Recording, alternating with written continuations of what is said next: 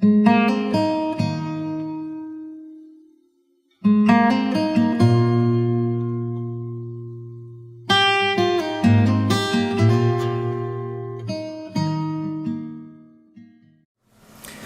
boa noite. Antes de mais, saudar-vos, dizer que é uma alegria sempre estar aqui com vocês e particularmente hoje, não é? Alegro-me de me poder juntar à vossa celebração e o meu desejo e a minha oração é que Deus continue a abençoar a vossa igreja, a sua igreja aqui no Silveiro, para a sua glória, para vosso crescimento e edificação e para alargamento e expansão do seu reino através de mais almas que certamente o Senhor está a chamar e a salvar através do seu povo aqui. Vamos à palavra de Deus, é isso que também me traz aqui, e antes de abrirem as vossas Bíblias, antes de irmos juntos à primeira carta de João, eu queria começar fazendo um som. Vou-me socorrer aqui do microfone e quem adivinhar qual é o som pode dizer, está bem? Podem falar. Que som é este? É o coração, é isso, boa. O título também foi partilhado e ajudava, mas o som acho que era melhor do que ser eu a fazer tum-tum, tum-tum, fica melhor com o microfone. Sim, é um coração, obrigado Sila. E todos nós, obrigatoriamente, senão não estaríamos aqui, temos um coração dentro do peito, certo? Os corações são todos muito parecidos, uns maiores, outros mais pequenos, mas anatomicamente, fisicamente falando, os corações são parecidos. Mas no sentido espiritual, todos nós também temos coração. E eu arrisco-me a dizer, ou ouso dizer, que concordarão comigo, os corações são bem diferentes uns dos outros. Ouso até dizer que haverá mais diferenças nos corações espirituais, nos nossos corações de uns para os outros, no sentido espiritual do que no sentido físico. Há muitas diferenças. E podemos até dividir, e essa é uma divisão importante, não é? É uma divisão que é o Evangelho que faz, é Deus que faz, entre dois tipos de corações, dois grandes tipos de corações, muito embora todos os corações sejam muito diferentes uns dos outros.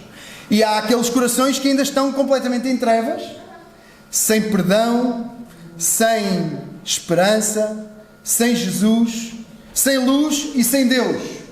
E há outros corações que não têm a capacidade de brilhar por si mesmos, não se conseguiram iluminar a si próprios, mas em Jesus encontraram luz, encontraram paz, encontraram perdão, encontraram esperança, significado, futuro e podíamos continuar. No entanto, e acho que ainda estarão comigo e a concordar comigo, senão acho que no fim a palavra tratará de nos colocar todos de acordo, mas acho que ainda estão comigo, mesmo estes corações já iluminados, já esclarecidos, iluminados pelo Espírito Santo, pela palavra, através da obra maravilhosa de Jesus que é anunciada aqui há tantos anos, mesmo estes corações que já brilham e que já têm a luz de Deus em si, estes corações ainda falham, certo?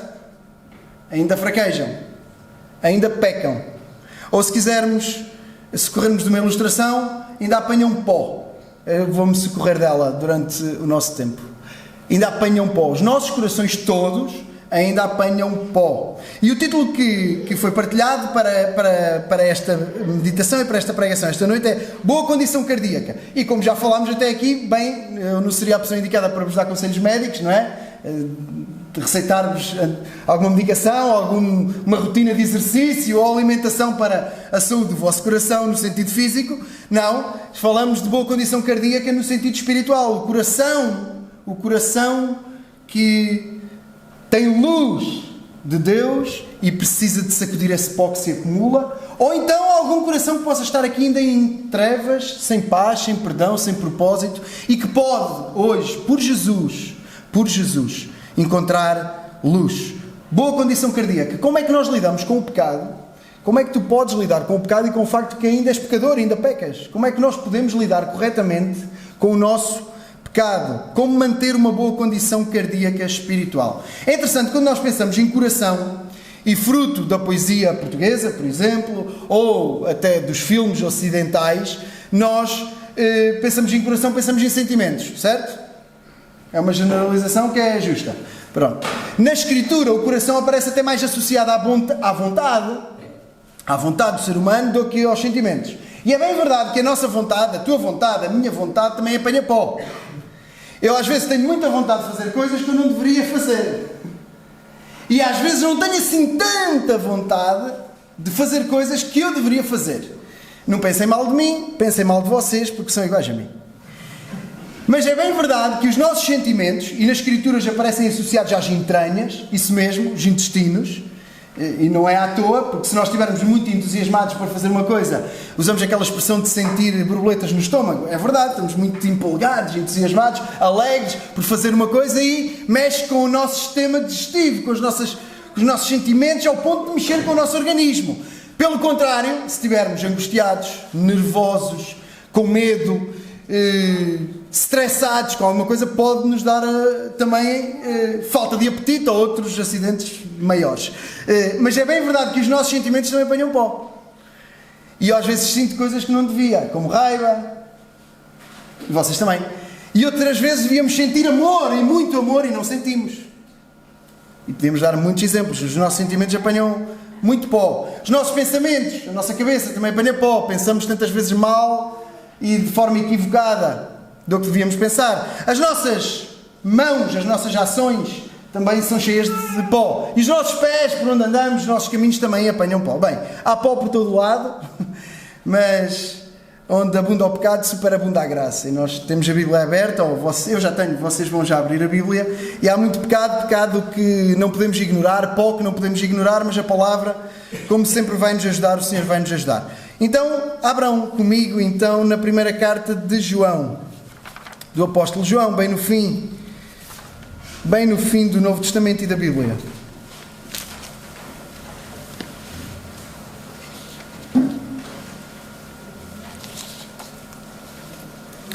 E vamos, sobretudo, olhar para o versículo 5, é o capítulo 1, não sei se disse, capítulo 1.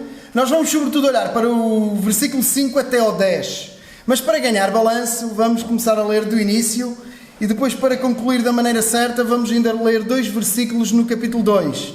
Então, primeira carta de João, creio que já estão todos, e vamos ler a partir do versículo 1, a introdução, e continuaremos. O que era desde o princípio, o que vimos com os nossos olhos, o que temos contemplado e as nossas mãos tocaram da palavra da vida. Porque a vida nos foi manifestada, nós a vimos e testificamos dela, e vos anunciamos a vida eterna, que estava com o Pai e nos foi manifestada. O que vimos e ouvimos, isso vos anunciamos, para que também tenhais comunhão connosco. E a nossa comunhão é com o Pai e com o seu Filho Jesus Cristo. Estas coisas vos escrevemos para que o vosso gozo se cumpra. Esta é a mensagem que dele ouvimos e vos anunciamos. Que Deus é luz e não há nele treva nenhuma. Se dissermos que temos comunhão com ele e andarmos em trevas, mentimos e não praticamos a verdade. Mas se andarmos na luz, como ele na luz está, temos comunhão uns com os outros, e o sangue de Jesus Cristo, seu Filho, nos purifica de todo o pecado. Se dissermos que não temos pecado, enganamo-nos a nós mesmos, e não há verdade em nós. Se confessarmos os nossos pecados, ele é fiel e justo para nos perdoar os pecados e nos purificar de toda a injustiça. Se dissermos que não pecamos, fazemo-lo mentiroso, e a sua palavra não está em nós. Meus filhinhos, estas coisas vos escrevo para que não pequeis. E se alguém pecar, temos um advogado para com o Pai, Jesus Cristo o justo. Ele é a propiciação pelos nossos pecados, e não somente pelos nossos, mas também pelos de todo o mundo. Até aqui, a carta de João, esta primeira carta, é maravilhosa. Não é preciso espremer nada para sair sumo. Cada frase, cada versículo, cada porção é preciosa demais. É uma carta pequenina, em leitura silenciosa, lê em 8, 10 minutos, em leitura silenciosa. E leiam em casa, se puderem. O tom é amoroso, o tom é paternal, e há uma expressão que se repete vezes em conta, que é filhinhos, repete várias vezes João. O propósito é assegurar que os leitores, aqueles a quem João escreve, que eles estão verdadeiramente em comunhão com Deus, que eles são verdadeiramente salvos, que eles têm a mesma vida eterna, que eles apropriaram-se mesmo das verdades do Evangelho, confiam mesmo em Jesus, e estão mesmo salvos, estão mesmo seguros, estão mesmo em comunhão com Deus. O propósito, nós concordamos, é nobre, é urgente é sério demais e, para isso, João não deixa margem de dúvidas. João é bem diferente de Paulo a escrever. Não dá voltas diplomáticas para depois chegar ao osso. João vai logo direto. Para ele não há escalas de cinza. Ou é luz ou é trevas. E é tão duro, tão direto, que chega a ser duro. Ele chega a ser duro, mas é assim o amor. Ele é conhecido como o apóstolo do amor e não é desproporcionado, não é sem propósito. Mas o amor dói. O amor às vezes é direto ao ponto de doer. Ele está verdadeiramente preocupado. E este objetivo nobre fica manifestamente claro na repetição de expressões como esta. Aparecem com ordem de palavras diferentes, mas são repetidas várias vezes expressões como esta: para que saibais que tendes a vida eterna. Nisto sabemos que o conhecemos. Ou ainda, nisto sabemos que passamos da morte para a vida. Como se o leitor fosse desafiado a fazer um teste ao ler a carta, fosse chamado a fazer um teste e perceber o seu estado, se estava na luz e se podia fixar e firmar mais, ou se, achado em trevas, podia verdadeiramente e de uma vez por todas render a Jesus e encontrar perdão e paz. Então, este é o propósito e por isso estas expressões são repetidas. Nós hoje, ao ouvirmos a leitura, ao ouvirmos a pregação, ao ouvirmos a palavra de Deus, nós somos desafiados exatamente ao mesmo exercício. Somos desafiados ao mesmo exercício. A palavra fala a cada um de nós. Isto é um teste de identidade. Qual é que é a tua identidade? Qual é que é a minha identidade? Os primeiros 4 versículos são a introdução e nós não lhes vamos dedicar muita atenção, mas apenas para ganharmos ritmo para a parte que se segue, no versículo 1 diz o que era desde o princípio, e de certeza que vos lembra alguma outra parte das Escrituras escrita também por João, certo? É assim que começa o Evangelho segundo João. No princípio era o Verbo estava com Deus e o Verbo era Deus. João foi testemunha. Bem, se alguém foi testemunha, João foi testemunha. Porque muitas pessoas foram testemunhas de Jesus, do seu percurso todo, podemos dizer, incluindo ressurreição e tudo mais, podemos dizer algumas dezenas ou muitas dezenas, mas haviam testemunhas mais próximas que acompanharam Jesus sempre, desde o início do seu ministério, especialmente 12 homens, especialmente 11 homens, especialmente 3 homens, Tiago, Pedro e João, e especialmente um homem que estava ao ponto de estar tão próximo que encostava a sua cabeça em Jesus. Então, se alguém foi testemunha, e foram muitas testemunhas, João foi testemunha. E o que ele está a dizer é que aquilo que ele viu, que ele ouviu e que ele tocou da vida eterna, porque a vida eterna veio até nós, se fez carne.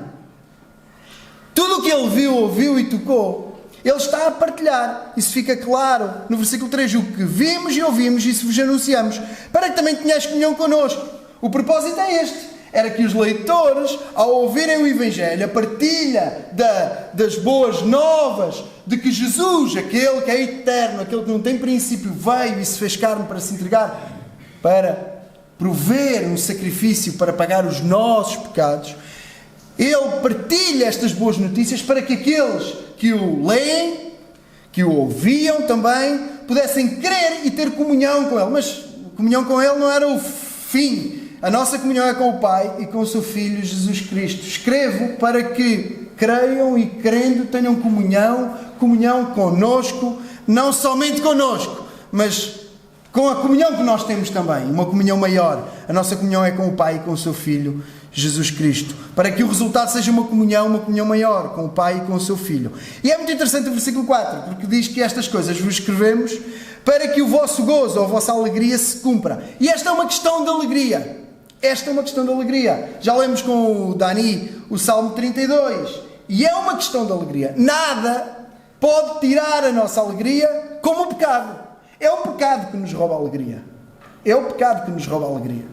Não há nada que tenha a capacidade, o poder, podemos nós dizer, de nos roubar a alegria, tanto quanto o pecado. As circunstâncias podem temporariamente nos tirar a alegria, mas nada tem a capacidade de nos tirar a alegria como o pecado tem. O pecado realmente rouba-nos a verdadeira alegria. a verdadeira alegria da paz e da comunhão com Deus. João avança e nós vamos avançar com João, e o nosso tema, o nosso propósito é falar sobre a forma correta de lidar com o pecado e, nesse sentido, mantermos uma boa condição cardíaca espiritual. Mas antes de João falar da forma correta de lidar com o pecado, João, antes disso, até fala da forma incorreta, errada, equivocada de lidar com o pecado. Há uma forma errada de lidar com o facto de que somos pecadores. É importante também sabermos qual é essa forma errada, equivocada, de considerarmos o nosso próprio pecado e o pecado dos outros, para estando alerta, para estando atentos, não a replicarmos. E o texto vai por aí primeiro. E a forma errada, equivocada de lidar com o pecado é mentir. É mentir. Desdobra-se em várias áreas, pelo menos em 3, mas é mentir. Mentir é o oposto da confissão. Nós chegaremos à confissão. Mentir é esconder, é manter escondido. Mentir é o oposto de confessar, que é trazer à luz, que é revelar. E, em primeiro lugar, mentir aos outros. Se há forma incorreta de lidar com o facto de que somos pecadores, uma delas é mentir aos outros. Isso é fingir. E, basicamente, isso é andar em trevas, andar em pecado, mas dizer que se tem comunhão com Deus, que é a luz e por a luz somente. Não estamos a falar de tropeçar, não estamos a falar de pecar, não estamos a falar de cair uma vez. O texto deixa claro, e nós já dissemos isso desde o início, que nós falhamos, nós apanhamos muito pó, nós pecamos. Mas aqui o texto, no versículo 5, fala de andar, versículo 5 e 6, andar em trevas. Estamos a falar de andar, de estar, de permanecer, de ser o habitat natural. Então fingir e mentir aos outros é isto. É dizer que se anda na luz, quando na realidade se anda nas trevas. É dizer que se tem comunhão com Deus, que é a luz e por a luz somente, quando na realidade o ambiente natural, o sítio onde se está e onde se anda e onde se fixa, são trevas. Versículo 5 e 6. Esta é a mensagem que dele ouvimos e vos anunciamos, que Deus é a luz e não há nele trevas nenhumas. Se dissermos que temos comunhão com Ele e andarmos em trevas, mentimos e não praticamos a verdade. Se dissermos que temos comunhão com Deus, que é a luz, sem treva alguma, e andarmos, mantivermos-nos, fixarmos-nos, permanecermos em trevas, mentimos e não praticamos a verdade. Ou há comunhão com a luz, ou há comunhão com as trevas. Não há meio termo neste texto e para João.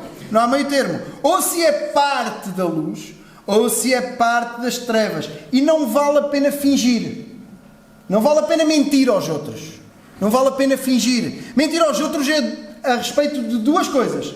Do relacionamento horizontal e do relacionamento vertical. Do relacionamento com os irmãos e do relacionamento com Deus. Porque fingir e mentir acerca do pecado e acerca de estar nas trevas ou estar na luz, desta questão de identidade, ser luz ou ser trevas, é mentir aos outros e é fingir em dois níveis. Nestes dois níveis. Acerca da comunhão com Deus, que se diz ser real, quando na verdade não é.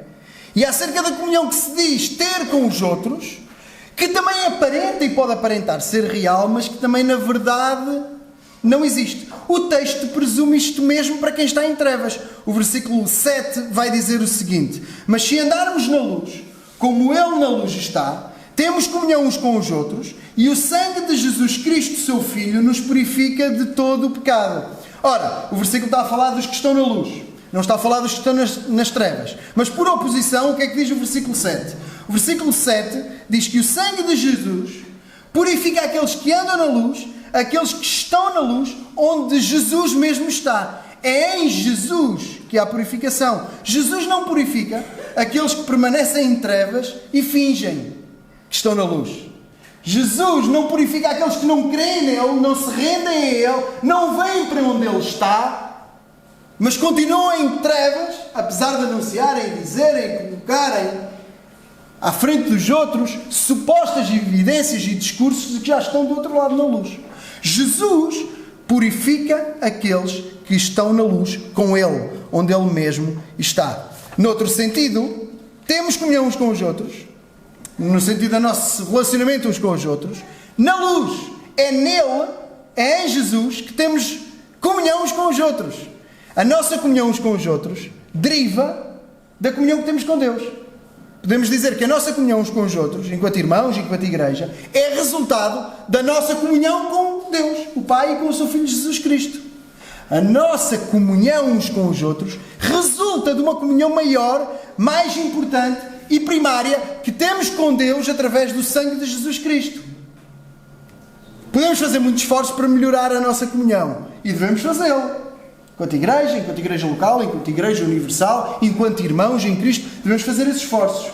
Mas, concordarão comigo, todos esses esforços serão poucos se a base estiver equivocada. Se tivermos a partir de algo que não é a mesma identidade. Essa comunhão e esses laços vão surtir resultado e vão dar fruto pela luz que nos envolve e onde estamos, a luz de Deus. Se houver luz e trevas misturadas, não há comunhão possível por muitos esforços que nós façamos para melhorar seja o que for. Certo? Nós podemos ilustrar isso de forma muito, muito simples. Nós não podemos querer estar olha, pode ser esta sala, sem janelas. Não podemos querer estar numa sala que simultaneamente é trevas e é luz ao mesmo tempo. Ou a sala está luminosa, como está aqui, ou está completamente tenebrosa. Não dá para a mesma sala ser luz e trevas. Ou é luz, ou é trevas. Da mesma maneira, a nossa comunhão na luz resulta. Nós podemos falar uns com os outros, cumprimentar-nos, podemos nos abraçar, podemos conversar, depois passar de um banco para o outro, conversar. Na luz, a nossa comunhão floresce. Na luz, a nossa comunhão cresce. Mas de repente, toda a gente apaga a luz. Como é que nós nos cumprimentamos todos, saímos daqui todos pisados, as cotoveladas uns aos outros, saímos daqui sem nos podermos ter relacionado em condições, porque estava tudo às escuras. Se estiver ligado à luz, até pode estar com o dobro das pessoas cá dentro, que nós conseguimos cumprimentar-nos todos e falar todos uns com os outros, porque há luz. Então, avançando. Mas não é só de mentir a si mesmo, mentir aos outros que se trata. E lidar de forma errada com o pecado mentindo é também mentir a si mesmo, é também mentir a si próprio, é ignorar o pecado de tal maneira, é ignorar que se tem pecado a tal ponto que no limite pode chegar a pensar que nem sequer se tem pecado. Nós erramos e equivocamos-nos se pensarmos que podemos ignorar o pecado. É um erro alguém fingir e mentir aos outros. Mas também há o risco de mentirmos a nós mesmos. E de mentirmos a nós mesmos ao ponto de ignorar de tal forma o pecado, ou algum pecado, que esse pecado pode deixar de estar no nosso radar. Ou ao ponto até de acharmos que esse pecado nem sequer existe. Ou pode alguém achar mesmo que uma forma de lidar com a sua fraqueza, com o facto de não é perfeito, é ignorar o pecado ao ponto de achar mesmo que o pecado não existe. Bem, de alguma forma, ou de muita forma, a nossa cultura vive nessa deriva e há muito tempo.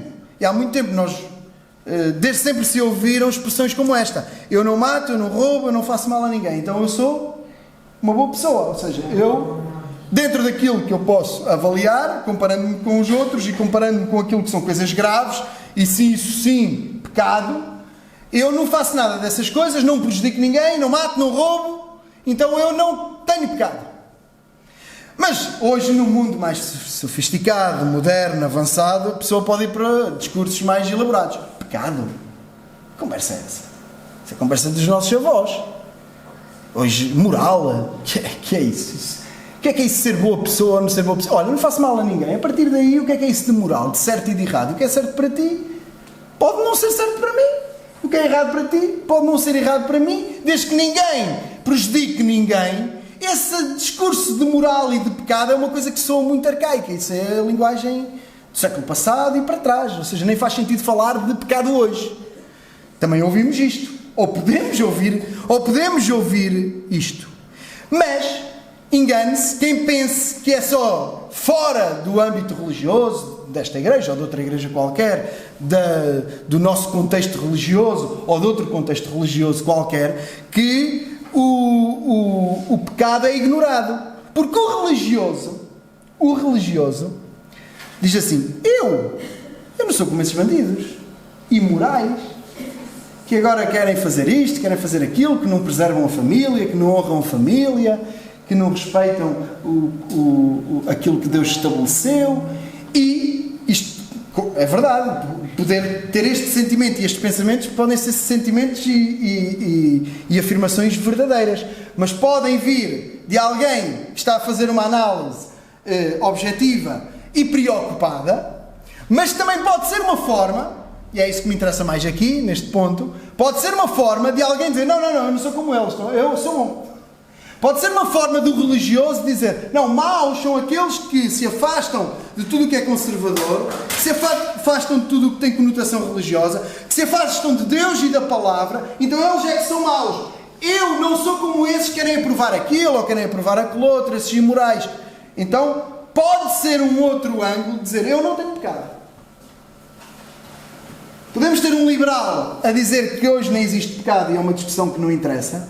Mas da mesma maneira podemos ter um religioso a dizer que existe pecado na casa dos outros. Em mim, se calhar não, que eu não faço isso. Não é de admirar, e este eu vou enfatizar mais aqui porque é o contexto que nos interessa mais, estamos dentro de uma igreja, portanto é mais fácil falarmos, entre aspas, não é mal de nós, mas a tocarmos naquilo que possam ser as nossas feridas e os nossos ângulos mortos, do que naquilo que é mais distante de nós. Não é de admirar que nós olhamos para Jesus e para o seu percurso nesta terra e para o seu ministério, e sim, Jesus tirou muitas pessoas de pântanos sem fundo, de imundícia, de imoralidade. Sim, tirou muitas pessoas desse pântano, era acusado de conviver com essas pessoas, e tirou muitas pessoas das quais, da podridão e das trevas, tirou para a luz, e às quais disse: vai e não peques mais. E essas pessoas estavam mais dispostas a reconhecer o seu estado e a reconhecer o pó ou a lama que tinham em si e a abraçar o Salvador e abraçar ajuda e abraçar solução, do que os religiosos do tempo de Jesus, que, como só viam pecado nos outros, diziam: eu não preciso de ti, porque eu estou sem pecado, ou eu não tenho tanto pecado quanto os outros, portanto não preciso.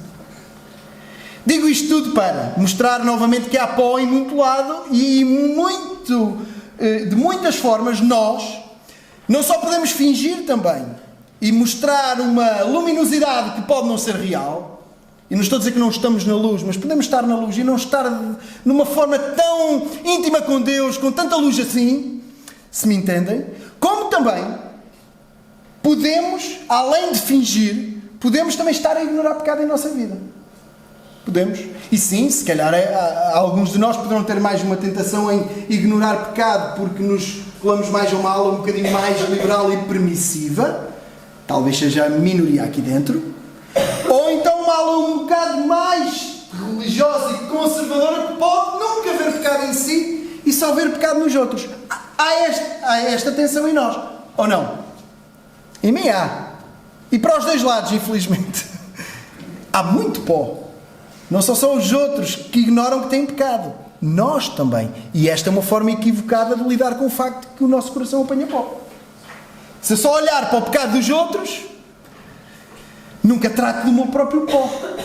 Não é? Nunca trato do meu próprio pecado. Mas avançamos, porque o versículo 8 diz isto mesmo. Se dissermos que não temos pecado, independentemente das tensões e do lado onde estamos ou para onde nos inclinamos, se dissermos que não temos pecado, versículo 8, enganamos-nos a nós mesmos e não há verdade em nós. Ou seja, já não estamos a mentir aos outros, estamos a mentir a nós próprios.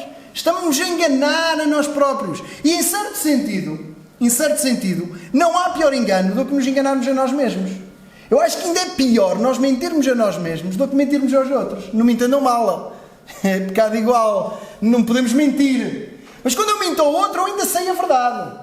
Quando eu minto a mim, eu deixo de saber a verdade. Quando eu finjo e digo: eu estou na luz, mas não estou, eu sei que não estou. Ainda consigo ver a realidade. Agora, quando chego ao ponto de que eu já me enganei a mim próprio, isto é uma espiral de morte. Chego ao ponto que eu já me engano a mim próprio e eu próprio me convenci a mim mesmo que não tenho pecado, eu deixo de ter a capacidade de ver a realidade. E quando eu deixo de ter a capacidade de ver a realidade, eu deixo de ter a capacidade de mudar, de me arrepender, de sacudir todo o pó que possa haver no coração. O fim da linha é fazer Deus mentiroso. Vai de mentir aos outros, mentir a si mesmo, até ao ponto de se fazer Deus mentiroso. Versículo 10 diz: se dissermos que não pecamos, fazemo-lo mentiroso, e a sua palavra não está em nós. Este é o fim da linha. Se dissermos que não pecamos, estamos a fazer Deus mentiroso. Que na Bíblia, do princípio ao fim, não é logo no princípio, mas é a partir do capítulo 3, a partir do momento em que o pecado entra no mundo, a Bíblia vai dizer em todas as páginas que o homem sozinho não se pode salvar, e que o homem está perdido, e que o homem está condenado. E em todo o Velho Testamento vai lançar vez após vez profecia e promessa de que virá alguém que possa resolver definitivamente esse problema que o homem tem. Todos pecaram e separados estão da glória de Deus, não há um justo nenhum sequer. E esse homem veio, Deus homem, Jesus veio justamente para resolver o facto de que o homem, desde Gênesis 3, desde os 2 primeiros que Deus criou, é pecador. E tudo que segue e nasce são pessoas que nascem em pecado. Então, dizer que não temos pecado, alguém dizer que não tem pecado, é fazer Deus mentiroso. Todos nós temos pecado, infelizmente, e todos nós temos que lidar com essa realidade. Todas as formas de mentira, seja mentir aos outros, seja mentir a si mesmo, seja ignorar o que a Escritura diz, ignorar ou fazer Deus mentiroso, dizer que não é bem assim o que está escrito, são fugas para não se enfrentar a realidade. São fugas para não se enfrentar a realidade. O que é um engano e um erro gravíssimo. E é algo próprio daqueles que não têm a verdade da palavra. Recordam-se, isto é um teste de identidade. Mentir, olhar para o pecado e mentir, ou fingindo, ou mentindo a si mesmo, enganando-se a si mesmo, ou torcendo as Escrituras, é algo próprio daqueles que não têm a verdade. Olhem como é que terminam os versículos. Quando falámos no versículo 6, falámos de fingir, de não mentir, de mentir aos outros. O versículo 6 diz assim: e não praticamos a verdade. O versículo 8, sobre mentir a si mesmo, enganar-se a si mesmo, termina dizendo: não há verdade em nós. E o versículo 10, quem diz que não peca faz Deus mentiroso, termina desta maneira: a sua palavra não está em nós. Não praticamos a verdade, não há verdade em nós, a sua palavra não está em nós. Então, olhar para o pecado e olhar para o facto de que és pecador, do ponto de vista do esconder, do ponto de vista do mentir, do ponto de vista do ignorar, do ponto de vista do ocultar, do ponto de vista de não assumir, é próprio daqueles que não têm a verdade. Então, ao ouvir esta pregação e ao ouvir este texto, ao cavarmos neste texto, nós somos chamados a fazer um teste de identidade. Qual é a tua identidade? Qual é a tua identidade? Mais, somos chamados a perceber que isto é errado. Isto é uma forma equivocada de lidar com o facto de que somos pecadores. É não enfrentar a realidade. Então, vamos para a forma correta. Varrer para debaixo do tapete não dá. Varrer para debaixo do tapete não resulta. Todos nós sabemos disso. Não é preciso sermos profissionais da limpeza para sabermos que, se varrermos para debaixo do tapete, no dia em que se for limpar a casa, mas aquela limpeza a sério, em que até se tira o tapete, aquele que nunca se tirou e para onde se andava a varrer, vai-se ter que limpar a casa toda e ainda varrer todo o lixo que está debaixo do tapete. Certo? O interessante é que as casas são como a nossa vida. Alguém suja alguma casa de propósito? Acho que nem as crianças, pois não? É tudo sem querer. Não é? É sem querer. Os pais querem acreditar nisso. Pronto. É sem querer. Ninguém suja uma casa de propósito. Nós podemos fechar a nossa casa, irmos de férias uma semana e a casa está suja. Quando chegamos, já tem pó. Tem pó. Uma casa sem fazer nada que apanha pó. É como eu e tu. Tu não precisas fazer um esforço para pecar e para pensares mal da tua mulher, do teu marido, do teu patrão, para reclamares com quem está no trânsito, porque anda rápido demais, porque anda lento, porque passou no vermelho, porque ficou parado no verde, o que seja. Nós não precisamos fazer nenhum esforço para apanharmos pó. O pó aparece sozinho. O pecado aparece sozinho. Agora, é preciso um esforço para limpar a casa. Também não conheço nenhuma casa que se limpe sozinha, nem com aqueles robôs agora. As casas não se limpam sozinhas, pois não? Não? Bem, alguém tem aqui uma casa diferente da minha? Ainda bem que a minha mulher não veio. Não, nenhuma casa se limpa sozinha. E nenhum coração se limpa sozinho. A ideia de que varrer para debaixo do tapete chega e de que tudo passa é uma maneira de nós irmos esfriando a nossa relação com Deus. Isto foi escrito a crentes. A palavra é para todos. Mas esta carta foi escrita a crentes, a pessoas que já tinham estado com João, a quem João se está a dirigir. Isto está escrito àqueles que conhecem o Evangelho. Lidar com o pecado da maneira errada, mentindo ou ocultando, barrendo para debaixo do tapete, fingindo que depois tudo passa e as coisas é uma questão de tempo, não resolve. Há uma solução. Não vale a pena ignorar a realidade. É melhor encarar a realidade, porque há uma solução. E a solução está no versículo 9, que eu saltei agora há pouquinho, propositadamente do 8 para o 10. E o 9 o que é que diz? Diz aquilo que vocês sabem dizer de cor, uma parte de vocês, se calhar a maior parte até. Se confessarmos os nossos pecados, Ele é fiel e justo para nos perdoar os pecados e nos purificar de toda a injustiça. Esta é a nossa única solução. E esta é a forma correta de lidarmos com o facto de que somos pecadores. É a mesma coisa para as casas. A única forma que nós temos de lidar com o facto de que as casas se sujam é limpá-las. É limpar a casa. É a única forma, não há outra. E aqui é igual. A nossa alma, o nosso coração suja-se e nós apanha pó e nós temos que confessar. Sim, a nossa única solução é confessar. É confessar. É assumir a culpa. É assumir os nossos pecados, as nossas falhas diante de Deus. Esta é a única forma correta de lidar com o pecado e com o facto de sermos pecadores. É a confissão. E este é o hábito a manter para termos uma boa condição cardíaca, espiritual. É certo que vamos apanhar pó. Se não confessarmos, o que vai acontecer é que nós vamos entupindo o nosso coração. E a nossa mente, vamos nos entupindo todos. Mentir é o oposto de confessar. É isso mesmo. Confessar é mostrar o que estava escondido. Enquanto nós estivermos na terra, nós vamos continuar a pecar. Por pensamentos, por sentimentos, por ações. Infelizmente, coração, cabeça, mãos, pés vão continuar a apanhar pó. E esse pó ele tem que ser sacudido. Ele tem que ser sacudido. Senão ele vai causar danos graves. Como um coração, eu não posso falar de medicina, não tenho estudos para isso, nem conhecimentos, mas um coração que acumula muita gordura, o que é que acontece? Pode vir ao ponto até de causar e a morte.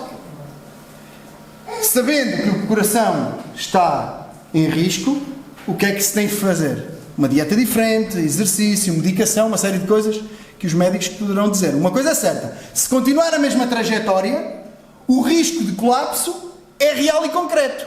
Nós não podemos pensar que no nosso relacionamento com Deus que é diferente, porque é exatamente a mesma coisa. É exatamente a mesma coisa. Se nada fizermos, o pecado não vai desaparecer. Vai se acumular. Vai se acumular. Um texto que eu não peço que abram, mas ouçam-me com atenção. Eis que a mão do Senhor não está encolhida, para que não possa salvar, nem é gravado o seu ouvido, para que não possa ouvir. Mas as vossas iniquidades fazem separação entre vós e o vosso Deus, e os vossos pecados encobrem o seu rosto de vós, para que não vos ouça. Isaías 59, 1 e 2. Isto foi escrito dito por Isaías ao povo. Deus a falar ao povo através do profeta Isaías. Isto foi escrito para o povo. Isto não foi escrito para os inimigos de Israel. Foi escrito para o povo de Deus. E o que é que está aqui em causa? Deus não encolheu a mão. Não é Deus que deixou de ser amoroso, misericordioso, gracioso e já não quer salvar. Deus continua a querer salvar. Ele também não tem problemas nos ouvidos. Não tem o ouvido doente, agravado. Não tem problemas nos ouvidos que não consiga ouvir. Não foi para longe demais, que agora nem consegue ouvir. Não é de Deus o problema. Então qual é que é o problema aqui? As vossas iniquidades fazem separação entre vós e o vosso Deus. Os vossos pecados encobrem o seu rosto de vós, para que não vos ouça. Mas, se confessarmos os nossos pecados, Ele é fiel e justo para nos perdoar os pecados e purificar de toda a injustiça. Ele disse que perdoava. Disse. Então perdoa. Jesus morreu pelo nosso pecado. Morreu. Então, quando confessamos o nosso pecado, Ele é fiel e justo para nos perdoar os pecados. Ele perdoa. E não só perdoa, como purifica de toda a injustiça. Ou seja, o perdão acontece e há a purificação de todo o dano causado pelo pecado. A barreira que o pecado causou, a separação que o pecado causou, a frieza que o pecado trouxe, é removida. E então esta confissão resulta em perdão e resulta em purificação, como se nada tivesse acontecido. Para quê? Para que os laços de intimidade com Deus se renovem, se estreitem ainda mais. É isso mesmo. É pela confissão que vem a restauração. Não há outro caminho, não há outro modo. É pela confissão que vem a restauração. É pela confissão que vem perdão e purificação, que renovam e que estreitam a nossa comunhão com o Senhor. Se o pecado faz separação, quem a desfaz é a confissão. Rima e ajuda a decorar. Se o pecado faz separação, quem a desfaz é a confissão. Se é certo que nós vamos continuar a pecar, se é certo que nós vamos continuar a acumular pó, se é certo que nós só vamos conseguir limpar e sacudir esse pó através da confissão, de um relacionamento com Deus de estreita comunhão, que quando é quebrado pelo nosso pecado, é restabelecido e é renovado e estreitado pela confissão. Isto não é diferente nos relacionamentos, pode ser um relacionamento até frugal, até pode ser um relacionamento de dois colegas de trabalho, nada até de muito íntimo. Se houver ali uma picardia, uma chatice qualquer, sobre um assunto qualquer, às vezes pode ser um assunto qualquer de circunstância, olha, pode ser agora por causa das políticas, deste monsarilho onde estamos. Uma coisa qualquer. As pessoas chatearam-se, discutiram. Enquanto não houver ali uma conversa mínima de esclarecimento, o que é que acontece? Cumprimentam-se de maneira diferente, ou passam um para o outro, não dizem nada. Isto nunca vos aconteceu, nunca aconteceu com vocês, nem nunca viram assistir, nunca assistiram, pois não? Acontece! Agora, quando há uma conversa, olha, desculpa, fui duro demais, olha, fui delicado, não, desculpa, eu é que comecei, não sei o quê. Acabou, pronto, resolveu-se. Estou a falar de um exemplo simples, há coisas bem mais graves, mas que, sendo mais difíceis de resolver, no âmbito que quisermos, seja de igreja, seja de família, de casal, confissão, sem humilhação, sem pedir desculpas, sem pedir perdão e sem aceitar esse perdão. Não se vai resolver de uma maneira diferente. Com Deus não é diferente. Lutero disse que ou a Bíblia te afasta do pecado, ou o pecado te afasta da Bíblia. Podemos dizer igual em relação a Deus. Ou Deus te afasta do pecado e estás íntimo de Deus e estás longe do pecado, ou vai ser o pecado que te vai afastar de Deus. E acontece isso, pecamos e não confessamos, e depois pecamos e não confessamos, e já é um bocadinho normal aquele pecado de estimação, e parece que já nem é uma coisa que tem que ser tratada, e num instante estamos a ignorar pecado como se fosse um descrente que acha que não tem que se arrepender, que não tem pecado. E se calhar se formos a sondar mesmo, nós temos alguns pecados de estimação que até já os ignoramos ao ponto de fazerem parte de nós. É o meu feitio, eu sou um bocado rabugento. E às vezes pode não ser só feitio, pode ser uma questão de pecado. Mas acomodámo-nos, habituámo-nos. Se o pecado faz separação, quem a desfaz é a confissão. Esta foi a experiência do salmista. E tem tudo a ver com alegria. Não era suposto que os crentes fossem tristes. E eu quero esclarecer isso bem. Nós passamos por tristezas, nós choramos, nós passamos por angústias, nós passamos por todos os problemas que qualquer pessoa passa. Não tem a ver com lágrimas, nem tem a ver com sorriso. Tem a ver com verdadeira alegria, com propósito, com paz com Deus, com alegria plena, mesmo no meio da dor e da angústia e das dificuldades. Nós não deveríamos ser pessoas sem alegria, sem propósito, que não sabem o que é que andam aqui a fazer, que não têm vontade de viver, que no fim das contas, se tudo falhar, o suposto é ter uma esperança que é Deus. O suposto é acreditar num mundo que não finda, onde há delícias sem fim. O suposto é nós não sermos tristes, mas sermos alegres. A Bíblia está cheia de incentivos a isso. Mas o que é facto é que nós vivemos muita parte da nossa vida, muito tempo da nossa experiência cristã até de forma triste. E triste não falo das circunstâncias, falo triste no sentido espiritual. O salmista chegou, o pecado separou de Deus. E separou ao ponto dele, arrependido, dizer: volta a dar-me a alegria da salvação. E neste salmo que o Dani leu, é bem ilustrativo de tudo o que nós estamos a dizer. Porque o salmista começa por dizer que enquanto ele ocultou o seu pecado, ele não dormia, doía-lhe os ossos, o humor dele mudou-se. Era uma pessoa triste, amargurada, que depois se reflete nos outros. Mas ele confessou o pecado ao Senhor, a sua maldade não encobriu. Confessarei as minhas transgressões ao Senhor. E quando ele confessou, o Senhor perdoou. Como é que termina? Termina com ele a dizer que Deus o enche de cânticos de livramento.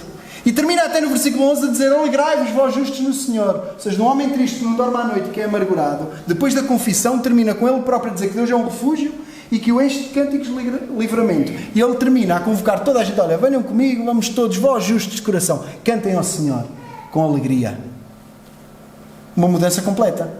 Se há algo que nos rouba a alegria, é o pecado. Por isso João escreveu: estas coisas vos escrevo para que o vosso gozo, para que a vossa alegria se cumpra. O mais importante a reter esta noite é que a única forma correta de lidarmos com o pecado é a confissão. Este é o hábito a manter, todos os dias, todas as semanas, para termos uma boa condição cardíaca espiritual. Se queremos manter uma relação com Deus de estreita comunhão, não será possível sem a confissão. Se queremos manter uma relação com Deus de estreita comunhão, não é possível sem a confissão. Confissão privada, confissão individual. Este texto lembra-nos que devemos manter este hábito no sentido devocional, no sentido de piedade privada, no sentido de relação um para um com Deus. Nós devemos manter este hábito de confessar as nossas falhas diariamente, semanalmente a Deus. E isto pode envolver outros irmãos. Pode envolver outros irmãos. Não é obrigatório, mas pode ajudar. Um parceiro de oração e de confissão pode ser uma bênção inestimável. Sabem o que é que diz Tiago 5,16? Confessai as vossas culpas uns aos outros e orai uns pelos outros para que sareis. A oração feita por um justo pode muito em seus efeitos. Esta última parte parece um versículo isolado e solto, mas está associada a esta primeira parte do versículo. Certo, a oração feita por um justo pode muito em seus efeitos, aplica-se a outras orações sobre outros temas. Mas se há coisa que Tiago quis dizer é que, se confessarmos as nossas culpas uns aos outros, se orarmos uns pelos outros, se nos ajudarmos a levar as cargas uns dos outros, as cargas mais difíceis, que é o pecado, que é o facto de ainda falharmos, de ainda não amarmos Deus, de ainda não amarmos Deus como devíamos, de ainda não o buscarmos como devíamos, de ainda não termos todo o zelo que devíamos, de ainda não termos nele toda a alegria que devíamos, de depositarmos nele toda a confiança que devíamos, de fraquejarmos essas cargas que se nós levarmos essas cargas uns dos outros e orarmos uns pelos outros e confessarmos uns aos outros, neste contexto de luta pela santificação de todos, não da murmuração e depois de ir contar aos outros o que é que o outro me contou. É preciso escolher os parceiros de oração. Mas, neste contexto de verdadeira e preocupada santificação do outro, do irmão, nesse contexto, a oração feita por um justo pode muito em seus efeitos. A oração feita por um justo pode muito em seus efeitos. Claro, estamos numa igreja evangélica, numa igreja protestante, ninguém aqui vai dizer que a oração feita por um terceiro, por um pastor, por um homem, por uma mulher, por um presbítero, por um padre, ninguém vai dizer que um homem pode outorgar perdão que só Deus pode. Ninguém vai dizer: olha, venham aqui à igreja, que se o presbitério orar, perdoa todos os seus pecados passados e futuros, quem perdoa é Deus. Mas nós, eu acho que vamos para o outro extremo daquilo que nós identificamos como um erro, que é um homem dizer: estás perdoado, quando o pecado não foi contra ele. Estás perdoado, fazes isto, estás perdoado. E nós vamos desse extremo para o outro extremo, que é: não, e se confessar aos outros? Não. Estamos-nos a privar de um instrumento da graça de Deus. Então pode envolver a confissão, alguém idóneo. Pode. E a igreja serve para isso também. Para que nós levemos as cargas uns dos outros. E para que possamos partilhar oração e partilhar dificuldades e confissão também. A liderança da igreja serve para isso também. Todos precisamos de ajuda. Essa é que é a verdade. A verdade é que o pó é tanto que nós precisamos de ajuda. Todos nós precisamos de ajuda. As nossas crianças precisam de ajuda. Nós, pais, podemos ajudar os nossos filhos de forma direta e indireta. Direta, quando os ensinamos a orar. Direta, quando oramos com eles. E de forma indireta, quando nós próprios assumimos as nossas falhas. A verdade é que mesmo a igreja pode, no sentido público, ajudar. Quando num culto nós reconhecemos, como já hoje aqui, e como todos os domingos aqui, reconhecemos que só estamos aqui por causa de Jesus e que não há perfeição em nós. Nós estamos a dizer que o único caminho para o relacionamento com Deus é baixarmos as armas e levantarmos sempre a bandeira de Cristo, porque é só nele que podemos confiar, porque é Ele o único que nos torna a vida possível e a vida com Deus possível. Então a igreja, nesse sentido, torna-se não só um momento de culto e de adoração mais enxuto de pó, porque tudo é para a honra, glória e por meio de Jesus Cristo, como também é pedagógico. Se assim é ao domingo, que só estamos aqui por causa de Cristo, à semana também só será possível no trabalho, na escola, nos afazeres, onde quer que seja, por causa de Jesus Cristo. Então, porquê é que tudo isto foi escrito? Podemos nós perguntar. Porque é que tudo isto também foi afirmado e repetido, pregado hoje aqui à noite? Pode alguém pensar, o Samuel esteve aqui a dizer que é normal pecar. Cá o pó aparece sozinho, o pecado aparece sozinho. Eu espero que ninguém saia daqui com essa ideia. Olha, o pregador esteve a dizer que é normal pecar, portanto, se calhar não há assim tanto problema de eu pecar. Bem, João responde, a palavra responde por ela, mas não é isso. É justamente uma questão de identidade, é um teste à identidade. Eu sou da luz ou sou das trevas, em primeiro lugar? É uma questão de identidade. Eu sou da luz, eu não quero pecar. Tenho que estar alerta. Eu quero um pó sacudido. Eu quero confessar. Eu quero dizer como a salmista, sonda-me até daquilo que me é oculto. Sonda o meu coração e vê se há em mim algum pecado que eu não esteja a ver. É este o sentido. Não é liberalizar o pecado. É assumir que ele é real. É não mascarar a realidade. Mas de maneira nenhuma liberalizá-lo. Pelo contrário, é estar alerta, estar atentos. É não pecar. É não querer pecar e vigiar para não pecar. E se pecar, saber que a única forma correta de lidar é confessar. João diz isso melhor do que eu e a palavra sempre diz isso melhor do que qualquer um de nós. Meus filhinhos, começa assim o capítulo 2. Estas coisas vos escrevo para que não pequeis. Isto foi tudo escrito. Foi dito. Se dizes que não tens pecado, estás a fazer Deus mentiroso. Se dizes que não pecas, estás-te a enganar a ti mesmo. Mas isto foi dito não para liberalizar o pecado. Foi dito para que não pequeis. Meus filhinhos, escrevo estas coisas para que não pequeis. Se alguém pecar, temos um advogado para com o Pai, Jesus Cristo justo. Ele é a propiciação pelos nossos pecados, e não somente pelos nossos, mas também pelos de todo o mundo. Se alguém pecar, temos Jesus. Temos um advogado que nunca perdeu uma causa. Temos Jesus Cristo, o justo, aquele que não tem pó nenhum na sua boca, nunca se achou engano. Aquele que foi tentado em tudo, porém sem pecado. Temos Jesus. Isso mesmo. A única forma correta de lidar com o pecado é confessar e ter o melhor advogado. Deixem-me dizer desta maneira. Contratar o melhor advogado. A única forma correta de lidar com o pecado é confessar e contratar o melhor advogado. Contratar, com umas grandes aspas, é de graça e por graça. Não pagas para ter Jesus. Foi Ele que pagou. Tu não pagas para ter Jesus como advogado. Foi Ele que pagou para ser o teu advogado. Confessar e ter o melhor advogado. Um dia vai acabar, o teu batimento cardíaco vai parar. O teu e o meu. É engraçado. Engraçado não. Curioso. Com esta distância. A primeira vez que preguei isto em Partilhó foi em fevereiro, no dia 5. Ainda pensei, em vez de fazer o tum-tum lá no microfone, ir gravar o coração da minha avó, estava no hospital, com 91 anos. Não tive a oportunidade sequer de a visitar, muito menos gravar o coração dela. Naquele dia, de manhã eu preguei e à tarde ela morreu, com 91 anos. É bem provável que o teu coração pare antes. É bem provável que o teu e o meu coração pare antes dos 91 anos e 7 meses. É muito provável. E terás que te encontrar com o justo juiz. Com o justo juiz. E só Jesus Cristo, o justo, te vai poder valer. Só Jesus Cristo, o justo, te vai poder defender.